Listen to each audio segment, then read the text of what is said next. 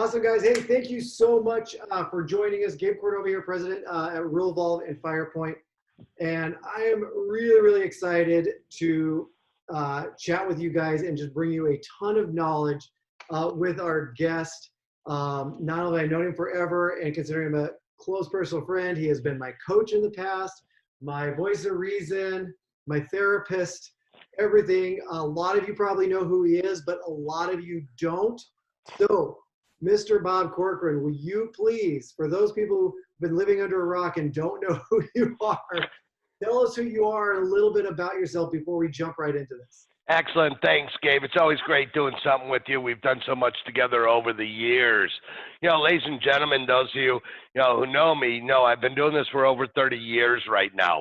And, I primarily, it's funny, every time there's a crisis in the country, people reach out to me, to do these types of webinars because I've become known as the voice of reason on how to succeed through all crises.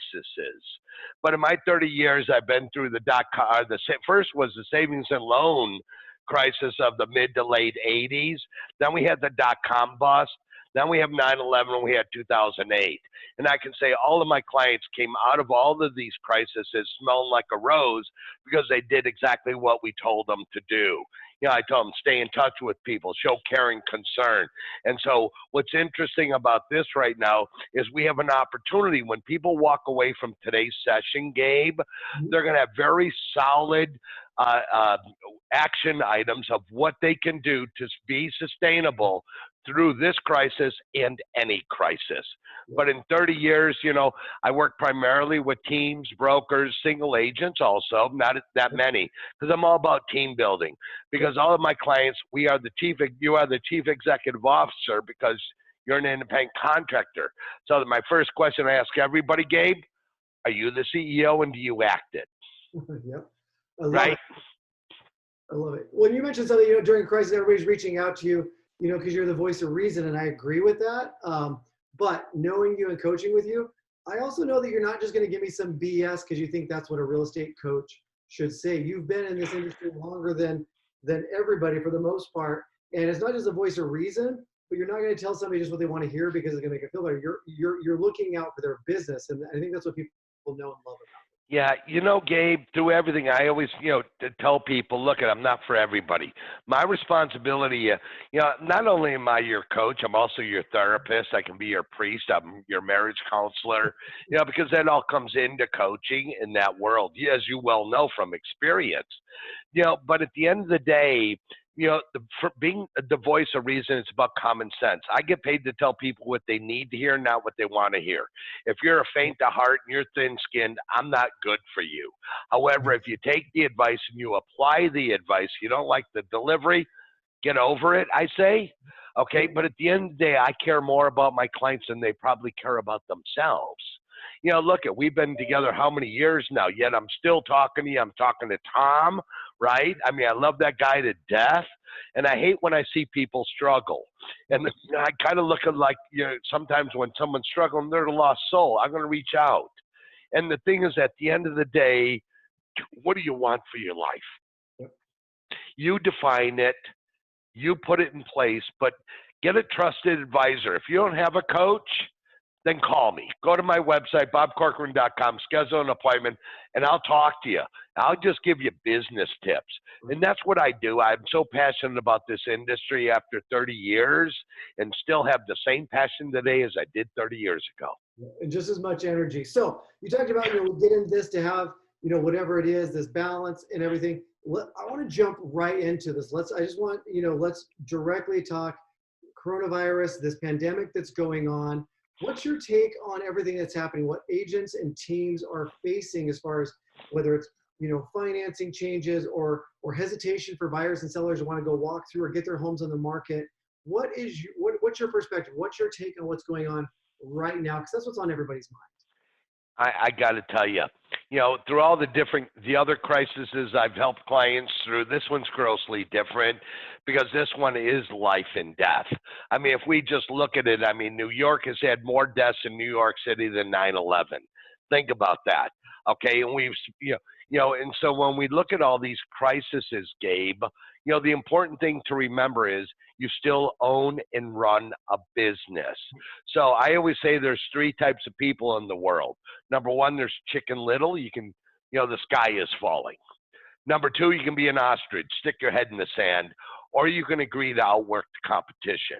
What is very important through all crises, and we can talk about this one's a little bit different, but you need to take sales scripts off the table, and everything needs to start, hey, it's Bob at ABC Real Estate. Purpose of my calls, I want to check in, how's your family doing? Okay, and you listen to, you're going to be, as an agent, and you're making these calls, remember, take all sales scripts off the table at hello, even if it's a new lead coming in. Okay, the thing is show care and concern, show transparency, and show empathy to people. When people understand that you care about them, they'll care about you and do business with you. So it's always, this is Bob at ABC Real Estate. Purpose of my call is I just want to check in, see how your family's doing. Listen to them. Okay, show empathy. How has the current situation affected your job? I say don't mention the word coronavirus. Don't mention the word COVID-19. Let's not create hysteria where it may not exist.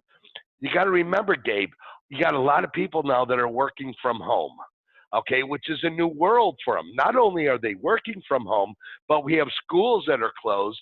So now parents also have to make sure the kids are on their computers doing their classwork.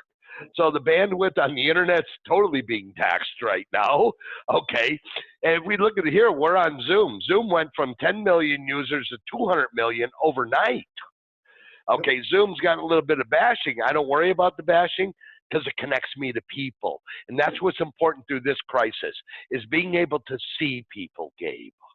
Okay, and that's, people need to see people. Well, and what you said too, I want to make sure people caught it. I mean, we're taking off the sales scripts. We're not calling to overcome objections and to sell something. You turned the focus on them and what they're going through, not the house or setting the appointment. So you're still making the calls. We're still doing the work, but you're saying focus on them, not the process. Focus on them themselves. And when you focus on them, people will appreciate that. You need to right now, I do Daniel Ramsey at my Outdesk, who I know is a good friend of yours as well, put together this document called Shelter in Place. It was how to work effectively from home. So we can get that out to the listeners on today's call. That document, it's a great document to get out to your clients on how to work effectively from home. And what's important through all crises is that you're giving clients something of value. You're showing care and concern by checking in on their family, by how has this affected their job. So when we ask them, how's the current situation affected your job? Well, if they say, I just got laid off, trust me, it's not a good sales call. Right. Okay. However, show care and concern, because that business will come back to you 10 times when you show care and concern today. Yeah, I love it. Something, you and I both have been on teams, working with teams. You've been coaching teams. I work with teams across the country now. And, something I love, and I learned this from you, is it's not our journey, it's theirs. We need to focus on their journey, not ours. It's not about getting a sale and a commission check. It's focusing on their journey, where they're at and where they need to go, and how you're going to help them get there. And that is the most important thing. Put the focus on them. Take sales off the table. Trust, if you're doing a new lead, every script is still the same, Gabe. If it's a new lead, it's still, how's your family? How's it affected your job? When you ask somebody how it affects your job, you're also pre-qualifying them on a new lead, right? Oh, I just got laid off. Yeah, what are the chances of you being able to buy then? Probably not too good. Or do you have a home now that you have to get sold, right? There's two sides. There you go, bro. That's exactly 100% correct. And so my heart just bleeds, for the millions of Americans that are affected by this. And all of us, one way or another, are affected by it. However, if we have a winner's attitude that says, I'm going to show care and concern to my, number one, take care of yourself, and your family. Highest priority, yourself and your family. Number two, take care of your team members if you're a team listening today. Take care of them. Show that you're available. Make yourself available to team members. Operations people will have a harder time with this than sales people because operations people generally are used to coming to an office. Now a lot of them are working from home. So be in touch with operations people. I always say at least 3 times a day. I would do a daily huddle with my ops team, first thing when they start, right after lunch, and an hour before they end. Is that just with them or with the entire team? I would really focus my ops people first. Okay. The reason being is because they're used to coming into an office, where salespeople are used to coming and going as they please. So this is no different for a salesperson. Okay, it's life as normal, but operations people are critical. You cannot have a great business without a great operations team. And as the CEO of a business, your responsibility is to build up your operational people who may not be as strong-minded as salespeople. So they may be a little bit more needy operations people because of their personality profile. But at the end of the day, show care and concern to your team. Then focus next is your past clients, your sphere of influence, and then prospects. That's what should happen, Gabe. Well, and I want to dive in with you on your opportunities, the leads and stuff, but I want to touch on something you just said because, you know, like you have done, I've done a bunch of these webinars talking to people, and you hit something I haven't really thought about. So when you're talking to your operations people, what makes a great operations, admin person is they're not like me as an agent. Like they want to follow the checklist, the steps. It's this, and this. They're good at following a process where us as agents, we're not. We'll fly by the seat of our pants and make it work. So they probably are more in need of those touch points, and also just making sure they're okay and have what they need. If they're still, doing your workflows or your flyers or whatever it is, they're not in the element they're used to being in to make that happen. And I hadn't really thought about the extra touch points because at the end of the day, we were talking about Michael at the beginning, who's behind the scenes here. Those admins are the ones that are making the agents and the teams look great. And I hadn't really thought about how much more touch points and care they might need right now. Gabe, that is grossly important. You cannot have a great business without a great operations team. Yep. And so please, the listeners today, focus on that. Remember, your operations people don't have the same mindset as an agent. So operations people need more touch and feel, and they need to see you as their team leader, that you're accessible to them, you show them empathy, you're transparent with them about what is real and what is happening. Now, because business may be down, okay, so some people say, well, maybe I don't need these operations people. That would be the wrong place to start cutting a budget, is firing people or furloughing them or laying them off. I would take my ops people, if your business is down, have them get on the phone and call your past clients. Show care and concern, same script. If you're a team, it should always be team leader's name. Gabe asked me to give you a call, check in on your family. So ops people should be able to start calling your past clients to show care and concern to them. That will come back to bless you 10 times when you show care and concern to people. And we all know ops people don't really like making sales calls, nor are they good at them generally. But this is not a sales call. This is literally, like you said, you're calling on behalf of, you're mentioning somebody else's name. It's a very customer service, caring touch point call, just letting them know you're here. No, exactly. Let me give you an example. When we look at how do we market today, I have a client, her name is Amy Wienans out of Waterloo, Iowa. Go figure Waterloo, Iowa. Doesn't sound like a big metropolis, does it, Gabe? No. Yet Amy sells over 600 homes a year. Wow. In Waterloo, Iowa. She started doing virtual open houses. Okay. And not this past Sunday before, she did 44 virtual opens. And the virtual open was only 15 minutes long. The average number of views live was 40 to 50 people live. Then she posted and recorded them all on Facebook. Average over 400 views per virtual open. So think about that. That's 16,000 views. Well, yeah. So I get a follow-up question to that, and a list of questions I want to ask you, but we're going to be all over the place because it's usually how you and I do this. We just get going. So do you think? So you just said, what was her name again? I'm sorry. Bob? No, your name. Waterloo. Amy. Oh. Amy, yes.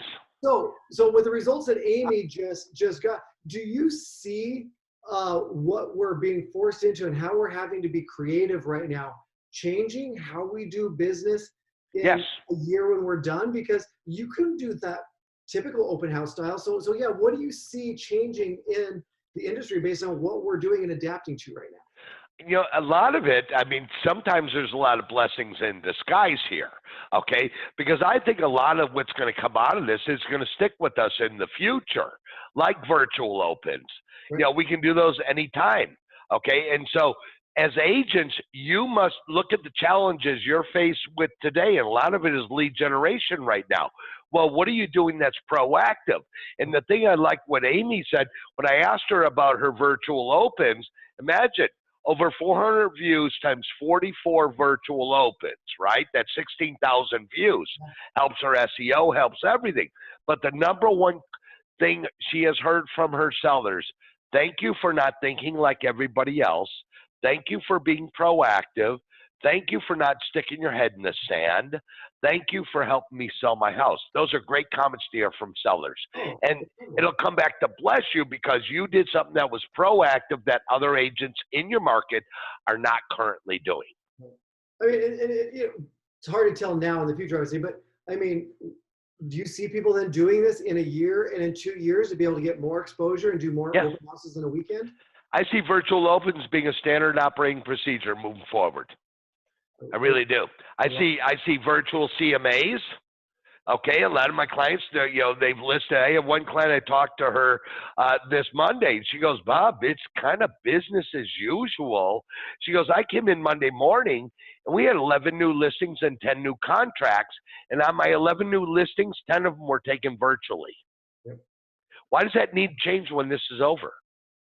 Shouldn't. I think it's great. I mean, we went virtual with our team last summer, so it's been almost a year, and there was some hesitation and this and that, but that learning curve was over. Agents hate stuff that's new a lot of times. We've both seen that, but they're prepared now coming into this, and I see that as well. The amount of money, we're going to get into things to cut. In fact, we'll go right into it, but the amount of money people can save on brick and mortar, realize they don't need as much space. Not saying they don't need any, but I agree it's going to change a lot. So I think what we're going to see also, Gabe, is a lot of people looking at the brick and mortar and saying, why do I need this? 100%. Okay, there's some companies out there, let's say, for example, like EXP, right? It's a virtual company. This entire pandemic was destined for EXP, if you will, okay, because they've always been nurturing the, virtual office. So, yeah, there's a lot of things that are going to come out of this current situation that's going to stick with us forever. So let's get into some challenges that maybe some of our clients might be seeing, Gabe. Well, you touched on one. I want to go back to it. So you said, hey, if you're a CEO, the last thing I'd be doing is cutting admin, right? And you gave us an example, which is fantastic. So as a CEO, what should I be cutting as expenses? Where should I be looking and what should I be cutting? All right, number one, I don't want to cut. Here's a great example. I do a lot of business with Matt Wagner from Radio and Television Experts, rate.com, I think it is. And so as I was having a conversation with Matt, I said, Matt, I'm recommending most of my clients cut their radio budget because there's no more drive time. Not driving as much. I mean, come on, I got to take 42 steps from my bedroom to my office, right? There is no drive time today. However, I want my clients to increase television because TV viewership is up 300%. So it's not about cutting necessarily an expense, but reallocating our expenses to where we're going to get the biggest bang for our buck. And I love that focus on television because I know Matt as well, and I've done radio, as you know, and I've loved it, had great success. But I agree with that 100%. And I think people are finding themselves watching more live television because there's not as much new stuff coming on that they're DVRing as well. So I think, I couldn't agree more. I think television's a great spot to go. So cutting radio or reducing radio, whatever it is. Reduce radio, but add the budget to television, if you will. All right, we got to look at direct mail right now, okay? And a lot of the things, you got to make some very judicious decisions about what you should cut. Number one, don't cut things necessarily that are lead generating. I love what Zillow did by A lot of their Prime members cut their, their prices 50% for the next month or 2 months or whatever it is. So you have a lot of companies out there that are willing to negotiate with you. So number one tip, before I cut, I'm going to see if I can get one of my vendors to reduce their expenses first. Okay? And because if it has to do, don't cut things to do with human resources. The government came out with a lot of stimulus packages like payroll protection. Make sure you're filling out those applications. Yes, they're time consuming. Yes, they're aggravating, but trust me, it's well worth it. And if you can get that money and you don't have to cut, you can add additional services, if that makes sense. Yep. But look and start cutting some non-essential things in your P&L. And whether you're talking about, it's not just cutting, Gabe, but companies are willing today to make sacrifices to reduce their cost to you. I always say, look, you got a 50-50 chance to get anything you want simply by asking. Yep. So if you ask somebody, can you reduce your cost to me 50%? I got a 50-50 chance to get it. 100%. Yeah, and I love the idea. I mean, where can you reallocate it? If it's not working here, move it here. And there are, right? I mean, I can't remember how many times you and I went over, a P&L, and I guarantee you right now, if you're tracking it, meals and entertainment are down. Can that be reallocated into lead gen, lead follow-up, pushing out these virtual opens or the follow-up? So I think there's great ways there. Okay. Oh, good. Go ahead. So reallocating, cutting where it's not. If I'm the team lead outside of budget, what are some adjustments I should be looking at with my team to keep them on track? Because I'm not seeing them every day now. Okay. I'm seeing, lower transactional volume. So when we look at our operations team, you notice I keep going back to operations, Gabe. Okay. That's important. Okay, folks. Because if I have lower active listings that my listing coordinator may be managing, or lower transactional pendings, okay. I was had a call earlier today with a client. He goes, yeah, Bob, our pending volume is really down. We only have 111 pendings, okay. And normally at this time of year, we're carrying about 150 to 200, okay. And so I say, great, you have the people. Your choice is I can cut them. Instead, Bob Corcoran says, you get those people where they maybe don't have the same workload, let them spend 2 hours calling your past clients, showing care and concern. Remember, we want to focus, and folks, the message I'm going to give you throughout this, show care and concern to people. Because when you do, people remember that you did something for them that meant something at a time of crisis. It'll come back to bless you 10 times again. So instead of cutting the ops people, let them spend 2 hours calling past clients, check in. Hey, Bob wanted to know how's your family doing. He also wanted to know how it's affected your job. Really focus on touching your sphere and past clients. Okay, so obviously if you have ops people, they could be doing that. A lot of people, they don't have ops people. Is that something the buyer's agent should be doing? And if not, what should they be doing if they do have ops? I'm sorry, what should who be doing? So buyer's agent. So not every team, first of all, has ops, right? So I'm guessing that if you don't have ops, that's a great thing for anybody to do that's not prospecting. But if you're on a team and the ops is calling past clients, what should buyer's agents be focused on doing right now to keep that funnel full? All right, very good. There are other products out there, Gabe. We talk about cuts. We look at some of these instant chat boxes, right? And especially people got into a lot of artificial intelligence with different companies. To me, that's gonna be one of the things I'm gonna cut, because number one, lead volume is down. Now, there are those companies who I support may not like that statement, but I don't care. My responsibility is to protect you. Okay, so I would cut like instant chat because I want my agents talking to people. I want them talking to somebody, a live person, not artificial intelligence. Okay, so if I don't have an ops team, what should my agents be doing, Bob? My leads are cut down. Give them a list of your past clients. Call past clients. Double down on calling people, not texting, not emailing, calling. People right now, come on, we're into the stay-at-home thing for most places in 3 weeks, right? People are going stir crazy. Yep. People want to talk to an outsider outside of their spouse and their children. And what you will find, People want to talk way more today, Gabe, and I say let them talk. Okay. They want to vent, let them vent. Yeah. You'll get into real estate, but always close with the real estate question, okay? Yeah, no, I love that. If you get them on the phone and you got somebody talking or they're calling back, and I know it was a question that popped in, are you doing follow-ups or teeing those up and trying to convert to Zoom so it's more face-to-face and personal, or what are your thoughts on that? Well, Gabe, you've been out of the fold way too long because there is no trying. There is only doing, Gabe. I had to do that for all my viewers. I have a lot of clients on this call right now, and they would have said, why didn't you call Gabe out? You call me out. Okay, well, You charge me $150. Why aren't you charging Gabe $150 for saying try? I have had that hat pulled on me thousands of times because Bob is doing what he needs to do to get it through my head. And yes, I have not been coaching with you long enough. I've gotten a bad habit of saying that word again. Trying is about failing. You know that, Gabe. Yes. And in this virus, we don't have a choice. We can't fail. Got it. We have one opportunity to get it right. And people, listeners today will listen. Be transparent, show empathy, show care and concern for people. When you do that, people will remember that, Gabe. And that business will come back to you. Trust me. Yeah. All right. Okay, so, Gabe, if I could. go If ahead. I could interrupt for a second, I just want to remind the viewers that they can type in their questions into the Q&A box or into the chat box, and we're going to be getting the Q&A here pretty soon. So as they come in, I'll mention what the questions are, and we can go from there. All right, Gabe, it's all back to you. No worries. Yeah. Thanks, Mike.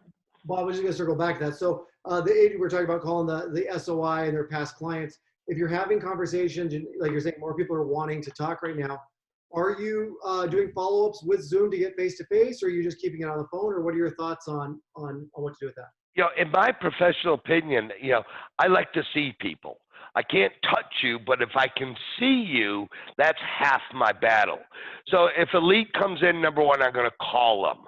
My goal would be to get them into a Zoom call or a FaceTime or something so I can see you at least. Because our visual communication is 55% of our communication. Vocal is 38, verbal is 7.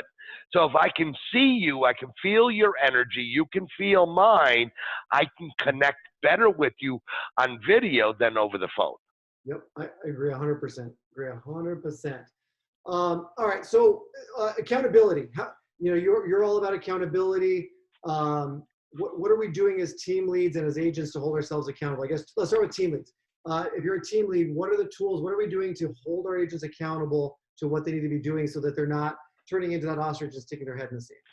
Phenomenal question, Gabe. Number one, I am about accountability. I recommend for my salespeople, you should be doing a Zoom daily huddle, okay, for your sales team. And if you say we're going to do a Zoom sales huddle at 9 o'clock, great.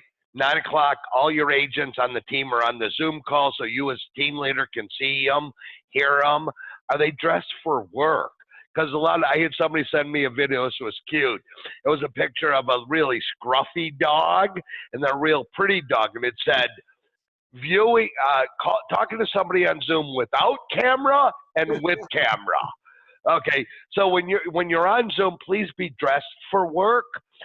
Be concerned about your virtual background. Like Zoom has a virtual background option. It works on some computers and some it doesn't. Mine, it does not. That's why I went out and bought a pop-up in the background so that people now have the branding behind you. So that's extremely important. So at the end of the day, I would do Zoom calls with my sales team at least once a day. Operationally, I would do 3 huddles a day. One at the start of the day, one after lunch, and one an hour before they leave. Touch and focus on your ops team. Those 3 calls operationally will help you. But salespeople, you got to do a Zoom call at minimum once a day. I have a lot of my teams. I'd say 70% of my team do 2 Zoom calls a day with their sales team. One first thing in the morning and one right after lunch, just to see, touch, and feel. Your team needs to know you're available to them and you're willing to talk to them. So don't stick your head in the sand and think your team is doing fine, because if that's you, you're going to fail and you won't be around next year. Okay, so that's on a team. I'm a solo agent. What should I be doing to hold myself accountable? Have a schedule, number one, for yourself. Okay. And if you're a single agent and you have no appointments today, you got to have the mindset. The phone is my friend. The phone makes me money. The phone is my friend. The phone makes me money. A lot of people hate it. Okay. But if you're a single agent right now and you have no appointments, you got to have it in your gut and your bandwidth to be on the phone 6 hours today. I mean, does that come down to time blocking your schedule? It's all about time blocking. Okay. You put a time block in. I always say every time block starts with beginning of the day, you do office work, right? And then next you follow up by, emails, returning phone calls. Then if you have no appointments, you might be a 3-hour block where you might say, I'm calling past clients. Then you go to lunch noon to 1. At 1 o'clock, who are you doing next? I'm doing prospecting. Prospect I define as first contact. If you've never, like here, I get leads in FirePoint. If I've never talked to a lead in FirePoint, then I'm going to call them. That's prospecting. After I talk to them and I've updated my FirePoint platform as to their status, ABC, then it becomes lead follow-up after that. Keep pushing for the appointment, but you got to be aware of people's concerns about what's happening right now. You can still do a virtual tour. I can do virtual opens. I can do a lot virtually right now. The more you can push to get to see people on Zoom, the more business you'll have in the future. Well, I mean, you're talking to all your clients. Most people are shelter in place right now. Are your clients and you seeing they want to pick up the phone? They want to have conversations. They want to get away from the kids or the spouse or the dog or the whoever. I mean, this seems like a perfect opportunity to get people wanting to pick this up and talk. Yeah, but Gabe, it's about a discipline. Okay, and you know what? But there's also a lot of agents that don't like picking this up and calling people. Then I say, get out and go work at Walmart. Oh, wait, they're laying people off, so you can't do that today. So what's your choice? Gabe, to me, where in the world can you go to make the kind of income we can make in real estate with a GED, right? Nowhere. Get out of your now is a perfect time for some people to get out of your comfort zone. Dare to do something different, guys. Okay, go ahead. The script you gave them, though, again, you said throw away the sales scripts. You're not even saying be a freaking salesperson on the phone. You should just call up and be a human and ask how somebody's doing. What a freaking concept. Be a human being. Wow. Something was really cute. I had a coaching call earlier today, and the client said, she goes, look, we bought these 4-foot banners, that say things like, thank you for being my hero. And then she had little, I'll call them sign writers that say healthcare, grocery store worker, different things, right, for the front line on this crisis. And what she does, she goes at night, puts this banner up in their front yard without them knowing it. And so they wake up and they see, here she is branded on there. Thank you for being our hero, Mrs. Healthcare Worker. Shows care and concern to the community, which is very important right now. I love it. I'm going to shift gears on you a little bit. We're talking about, we're talking about, agents, team leads calling our past clients, our leads, whether it's lead prospecting or lead follow-up. And I love that you defined the difference because most agents don't understand that.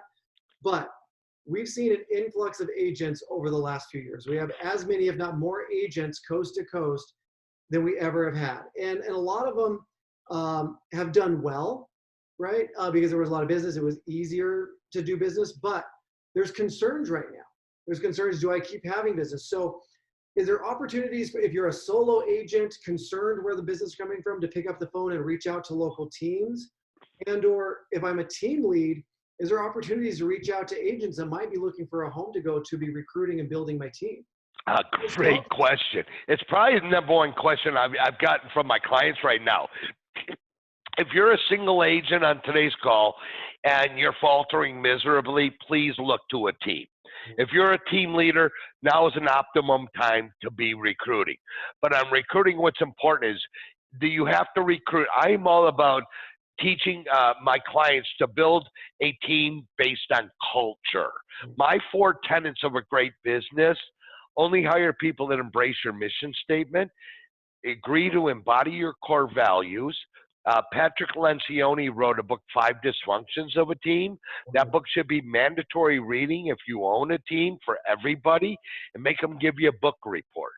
A 1-page book report. I don't want a 92-page book report. And the 4th tenet of Bob Corcoran's tenets of a great business: only hire self-managed, self-disciplined people. Right now, there's a lot of great agents out there that are struggling and looking for a place to join. So if you're a team leader listening today, okay, please, recruiting should be on your top of your agenda right now. You might look at it and say, Bob, but my lead volume is down. Don't worry, this too shall pass. Yeah, and that's one of the easier things, I think, to fix, right? And just a side note, I think if somebody gives you a 92-page book report, they're probably not the right hire. That's not the typical salesperson. Yeah, that's why I tell them I want a 1-page book report. I'm a D. There's another way to look at this. Okay, so we just chatted about, yes, agents, if you're struggling, reach out to teams, team leads. What if I'm a solo agent? I've been doing really well. Is there an opportunity, especially with the right guidance and coaching, is there an opportunity right now to start a team, or is that crazy right now? No, it's not crazy. Matter of fact, if anybody, is thinking of joining a team, building a team, or saying, what the heck do I do? Please go to my website, bobcorcoran.com. That's CORCORAN, bobcorcoran.com. Click on schedule an appointment. I will personally do a one-on-one call with you and tell you best practices and give you my opinion on what you should do to be successful. And I will tell you, the people that take advantage of that have always increased production at least 28% in their first year, just by a simple 30-minute call. Yep. I mean, and I don't want to make light of what's going on. And I knew that was going to be your answer, because I opened my brokerage and built my team starting in 08 when everything was going like this. And you were there to help me. And we got to where we were doing over 800 sales a year. But to not make light of what's going on and what people are going through, I mean, there is opportunity here, right? I mean, and you said there were 3, ignore it or stick your head in the sand, but the third was work harder than your competition. Like, there is opportunity here right now, right? Oh, huge opportunity here. It's just, get your head out of the sand, okay, and just say, I'm going to outwork my competition, okay? And the more that people, it's all about your attitude. Surviving any crisis is all about our own personal attitude, Gabe. You know that, okay? 100%. Yeah, I think, I don't know, maybe this will be a little bit of a bold comment, but I think even right now, it's easier to take advantage of that opportunity, because I think so many people are so just nervous to make a move or do anything. They're just sitting back. I mean, like I said, you and I both chatted with several teams that are busier than they've ever been, but they're doing exactly what you just said. They're working. They're still treating this like exactly.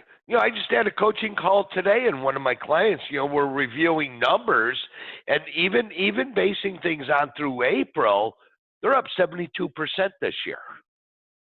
And I'm talking, last year they did 30 million. This year they're at like 90 million so far. That was awesome. Think about that through 4 months.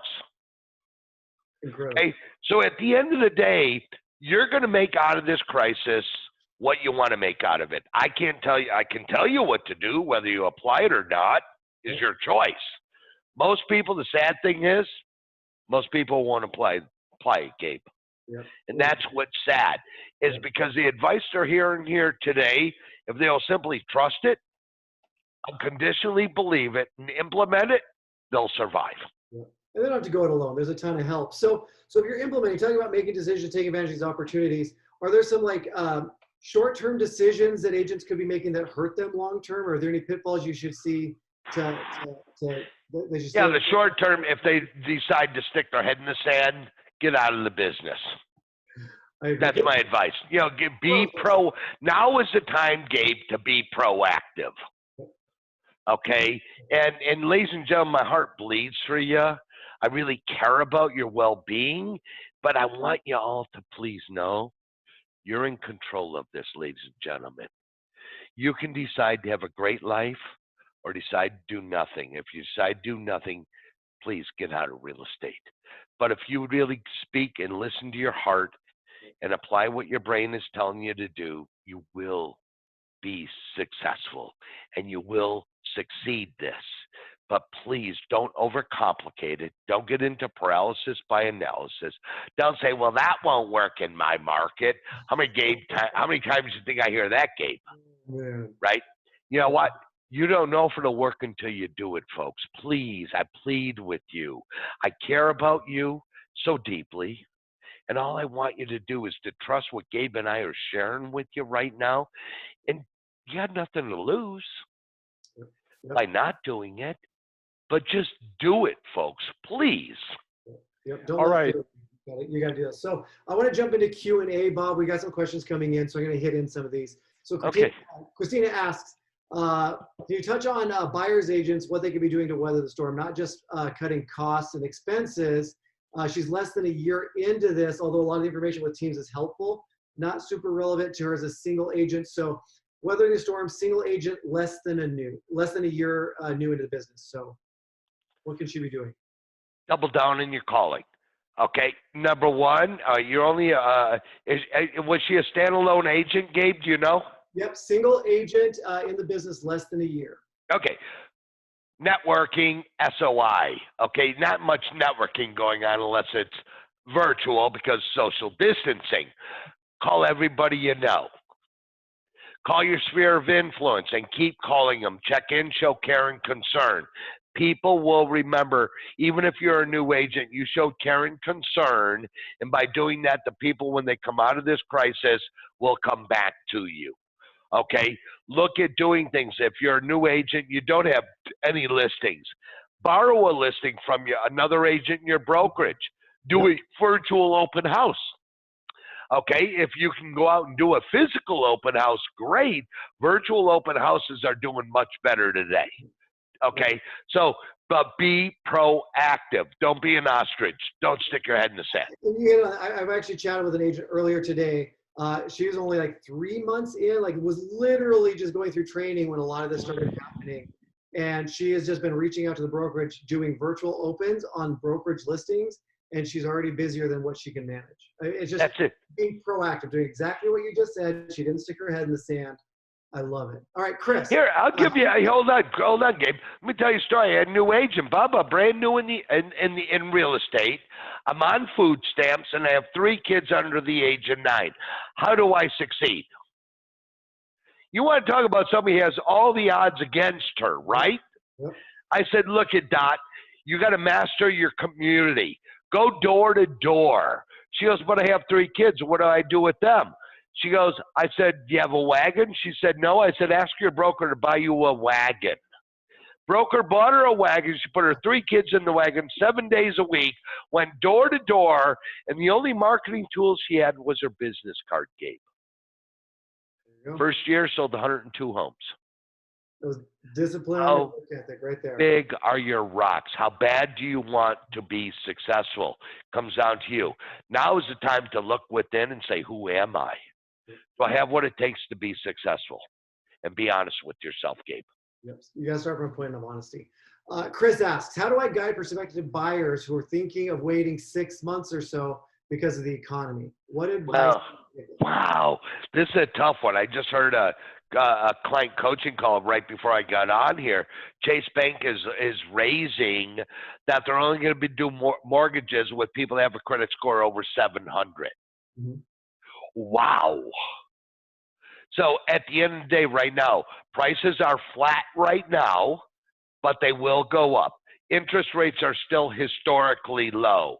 So once this all breaks, okay, my opinion is 2 months after this breaks, prices are going to start going up, and I think you'll also see interest rates start going up because lenders right now are so inundated on refis that they kind of call the shots right now on interest rate. They don't need more business because of the refinancing market. So I'm telling you, you need to educate the buyer and say, look, prices are flat, interest rates are low. They're going to start raising credit scores that might price you out of the market. So it's best is to do something now. Yep. I love it. I was actually on a webinar earlier today, and I'm totally stealing this from him, and I told him I was going to. And it's great advice. First of all, I don't think you talk anybody into doing it right now. There's no magic script for overcoming their objection, but you can educate them on their options. Agreed. And I loved it is he's been telling his buyers, is like, we've been in a competitive multiple offer market for weeks and for months. If you still know you're going to buy, you actually have more buying power now without the multiple offers. This may be the best chance to get in without competing. And I love that because a lot of us have seen that. And if more people are stepping back right now, you have less competition, you have more negotiation. Yeah, it's called the harm's way script. You always want to put the buyer and say, well, if you don't do this, this could happen. Are you okay with that? Yep. So when you put them in harm's way, like, hey, if they're going to raise credit score to 700 and you're only at a 680, you might not qualify next week. Yep. So it's know the scripts, know what's going on in the industry, use it, formulate a script, and communicate it to people. Yep. I love it. I like Jeff Sterley's comment. Let him talk to Jeff Sterley. I love this guy. He's up in Marin County. This guy, I've known him since 2000.